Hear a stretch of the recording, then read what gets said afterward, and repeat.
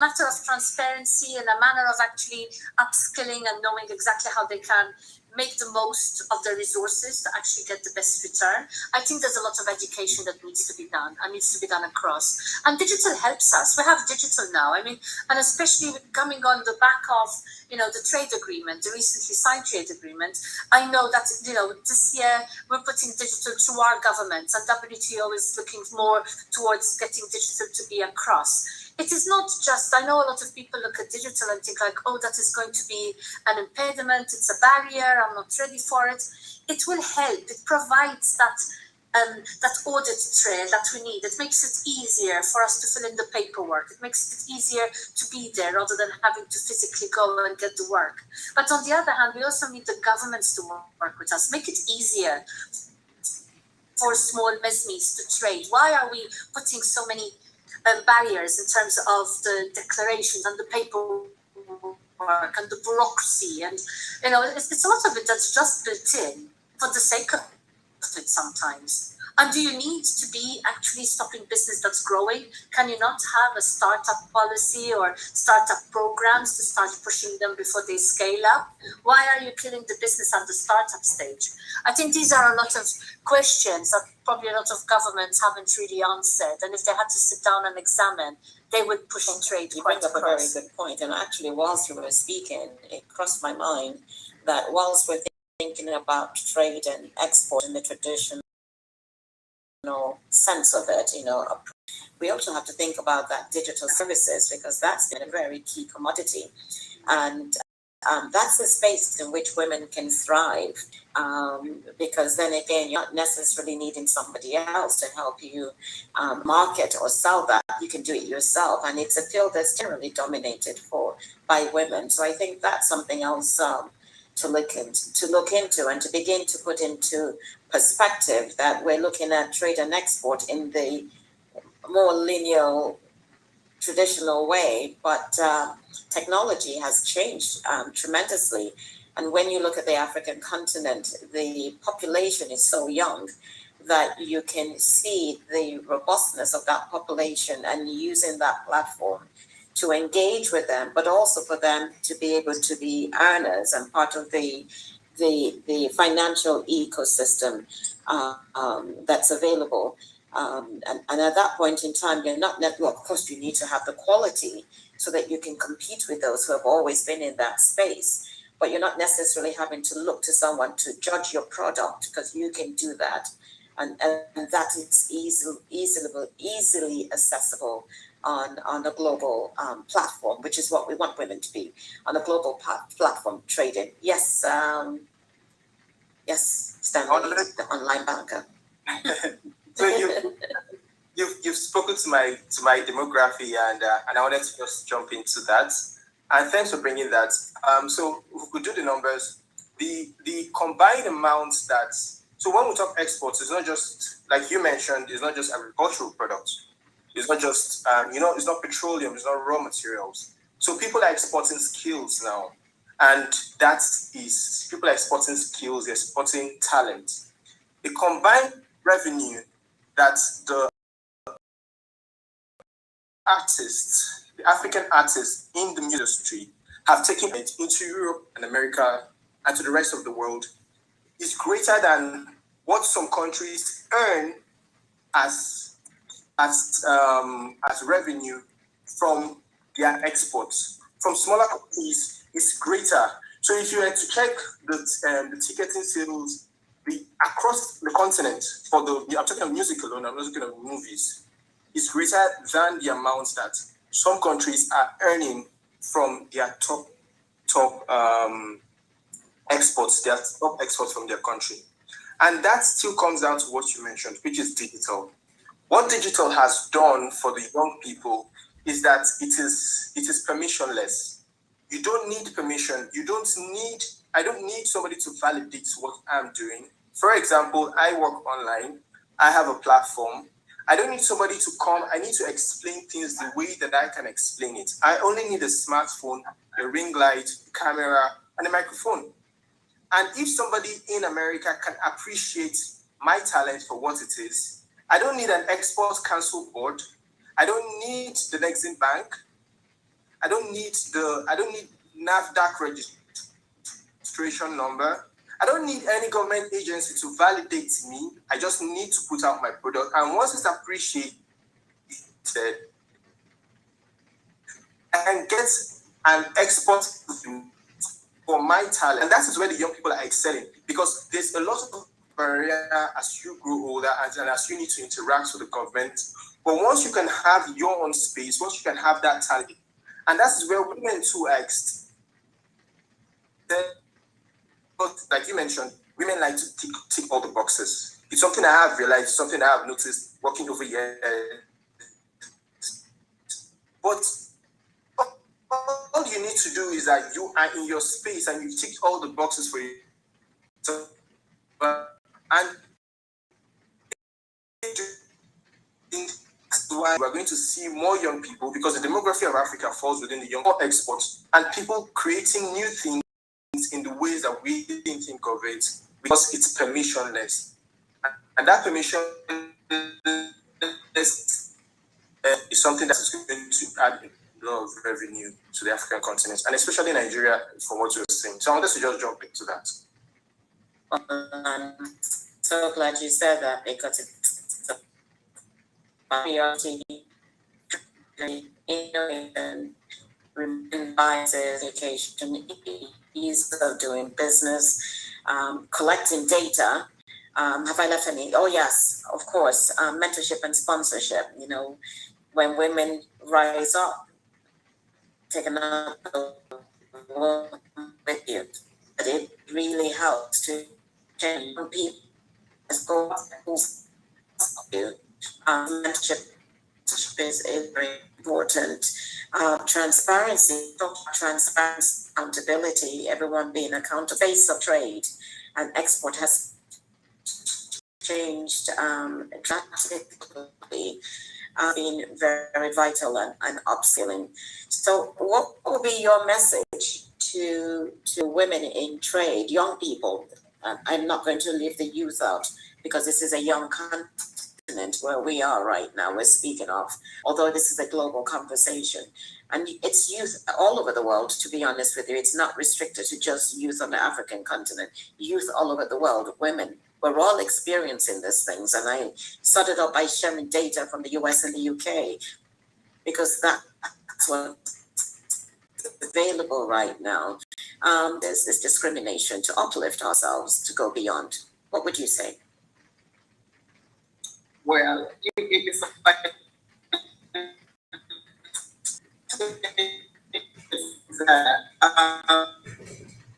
because of my background, one of the things I did with the women in export trade and investment was to get a guy involved, and not just a guy or a man, a young man, and not just a young man, but someone that was into the digital space.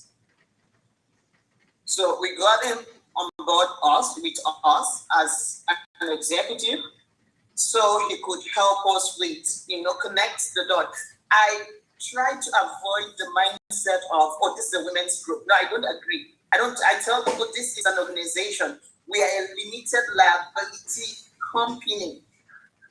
Even though because of our spread, we are currently on a WhatsApp group and on social media platforms, please do not think that we are social media. No, we are a limited liability company.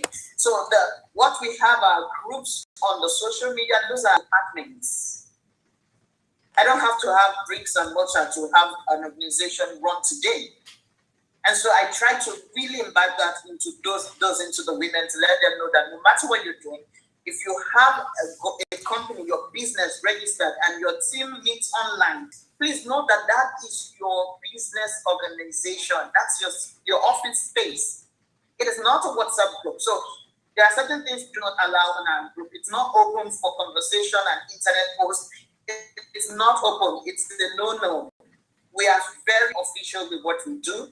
And then we have this expert, professional in his own right, his growth strategies, that is working with us to ensure that we don't lose the focus of what an organization has to be, what a company, limited liability, corporate company has to be, and then go into being social and impact driven, So we have that help, and for me, it also helps me to keep my focus on the age range of our women. So a lot of our women in some certain ages above 50 have experience.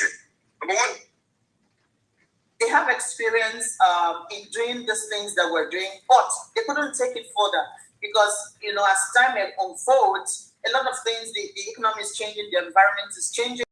You need to bring in fresh ideas that enable you work in synergy with the young people. And so that helps me also keep my focus with, working with the young people. How do they think? What are we supposed to do? What is our website supposed to look like to our external clients, stakeholders, and partners? Do we have a correct website? Is our website social website, or is sending the messages, telling the people that this is a company to be identified with? And then we talked about digital. We need to, every women organization, every youth out there, you're going into business, you cannot do it without digital. You can't. In our today's world, when we started our cooperative, we have a cooperative. When we started, one of the things we had to discuss real deep was, so how do we get people to have their tellers? In cooperative, you have your teller, the cooperative have their physical teller, they sign, and everybody keeps this bulk paper somewhere. And I said, look, we are spread across the country. We even have members in other African countries. So how do we keep tellers? And we said, you know what, we're going to have e-tellers. And that's just the beginning, because we're going to go digital. We're going to have a platform where you can actually go to your credit and get your e-teller immediately, and you can log on to your profile and see your payments and see what you have paid, if you have collected a loan, how much loan you have collected, if you have applied for a facility or a loan, what was it, where it is at. We're going to have all of those flow digitalized. We're also going to have our e-commerce portal where you can see what the women are doing, what commodity we have, what product we have, whether it's of stock. All of these things are things that we must do. Want to get to the space or to the stage that we need to get to in the nearest future. So that's what I would say, Doctor. I hope I tried that. Well, you appreciate your insights. I just very quickly to share with you a message here. Say support the small enterprises, create programs and to help SMEs, participate in international trade, providing them with the necessary resources and information to the global markets, access to finance, ensure that business, especially SMEs, have access to affordable financing options to support their export investment activity. Finance and funding, especially in Nigeria, is almost impossible. And I do want to emphasize intergenerational workspaces, work. If I mentioned it, it is critical. People are not retiring as they used to. At 60, you were supposed to clear out and go off and life, which was basically nothing. I don't know if I should say this, but I say that longer, continue to contribute, learn, innovation comes in. It will make you stay alive, healthy life, change your mindset, which is very important. But more importantly, you're contributing to the growth of others. You're sharing knowledge, and that is absolutely important. And you should learn every day. We should be lifelong learners and contributors to the global world. Nifemi, do you want to say as we get ready to wrap up, because you're silent today? Are you in your car? I think he is. So who else has noticed how naturally this conversation has moved with so much spontaneity without having to ask as many questions? I think that's what happens when you bring new women together. Don't forget, there's a man here, Stanley, and yourself, and Peter was around. It was balanced. All right, so I just have an observation, and I just want to throw it in because I have to leave now. the fact that we've been talking about the issue of for years we've been talking about how women can rise above the stereotypes, various views of expertise. I like the fact that this conversation began with acknowledging that we do not have enough data. And sometimes when we have this conversation, we must also acknowledge that it's possible that we're bringing our bias to bear, on how we view the reality or what our world view is. I would like to think personally that more women leaders, emerge in politics point of view, more than we've been able to achieve. Yes. And I understand that all Oliver Twist and we want more. But it's also important that we take a break to celebrate what we've been able to achieve. You look at this panel, for instance, and they were talking about women in export and investment. That's a big deal. And I appreciate that in the past 1 hour, they've been able to share what the problems are.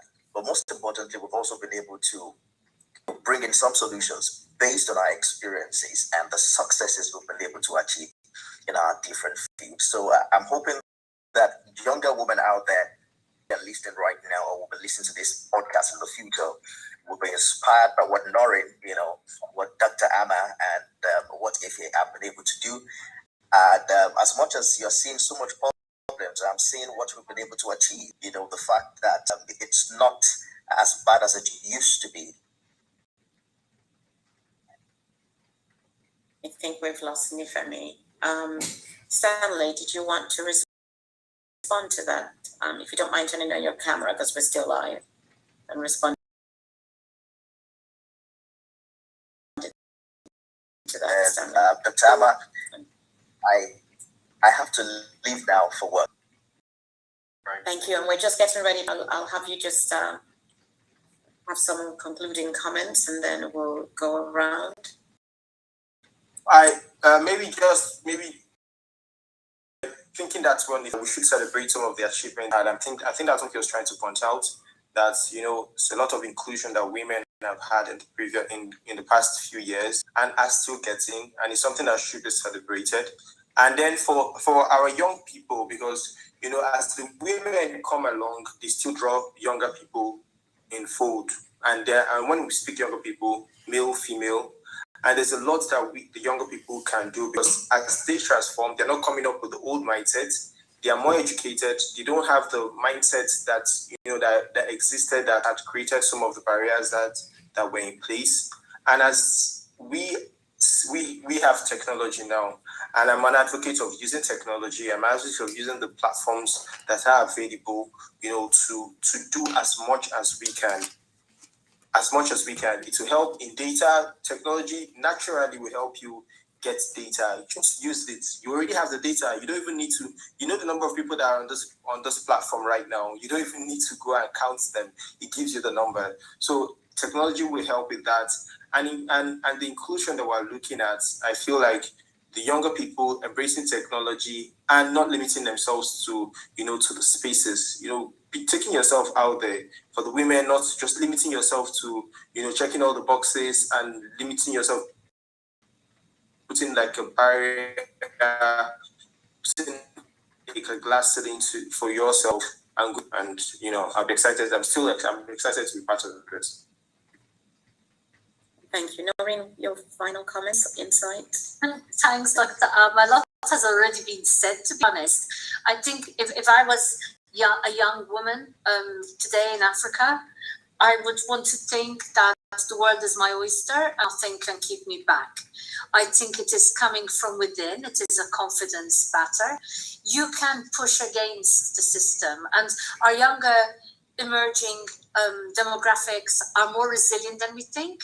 They use technology to their advantage. They're already doing it in ways we may find we have to change our own mindsets to get used to it. As Efe was saying, having younger people on the board, getting that mindset in. They are the next generation. They are the next buyers. So let them develop the systems they want. So I would say stay innovative, stay learning, never give up, and just make sure that whatever you do is to the highest standard you can, and that you are fitting to a global standard, because if you don't, then you will remain small and local, and just continue pushing forward.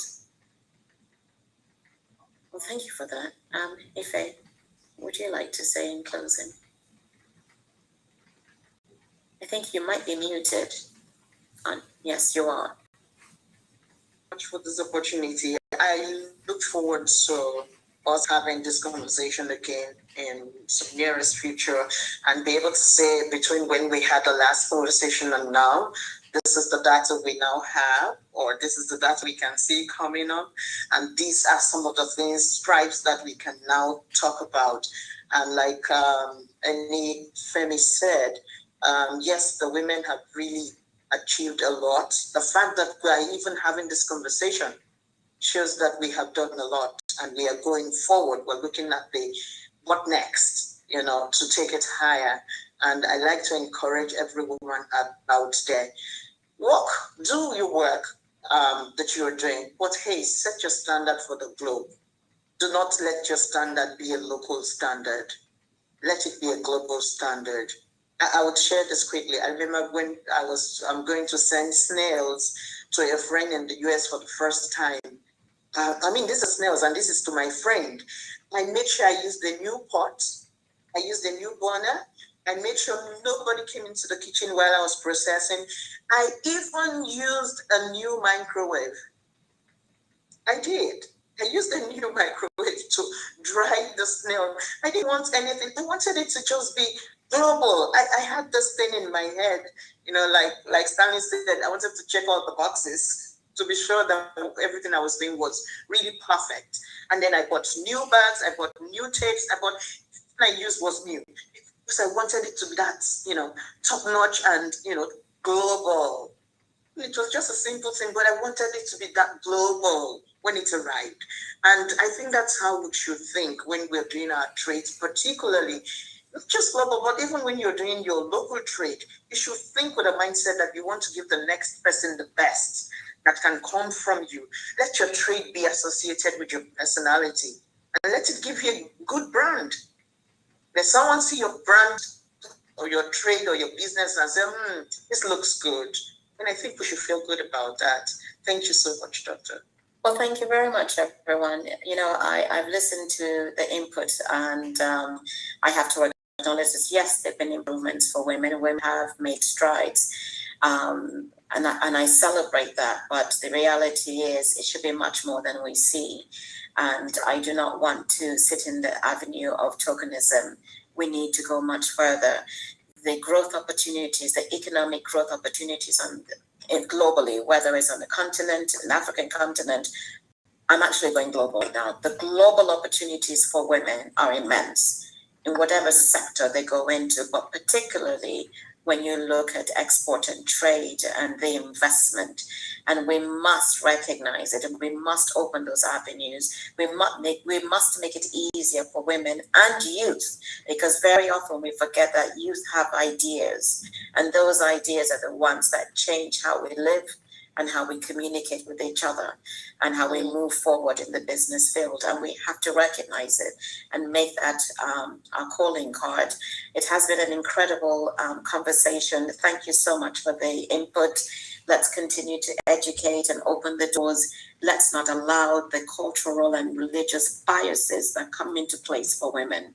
All of us women, and even the men, if they wish to admit it, at the end of the day, no matter how much we achieve in the workforce, in the global space, there are expectations of how we should comport ourselves as women in our homes and in society. We don't put those expectations on men. Men do not put them on women. We should be free to thrive, just like men are thriving in all aspects of life. Thank you very much for being here. Thank you so much. If we're all going to come back again, should we say in about 3 to 6 months, and see if we have some more to share? I look forward to join us. I'm available. Don't worry, you can always reach me. Thank you. Absolutely, and I can't wait to see what Stanley is going to have up in the next few weeks in terms of his educational, financial pieces that he's out there. Thank you so much, Stanley, for joining us. and have a fantastic day. Thank you very everyone. much. Thank Thank you. you. Doctor. Bye. Bye, And Noreen. Bye-bye. I look forward to the conversations. Stanley, you can connect with me because I don't know your name on LinkedIn. It's Burroughs from my end. I will connect with you. And we set up another chat, Efe. I really look forward to that. And Dr. Armand, thank you for bringing us together. That was amazing.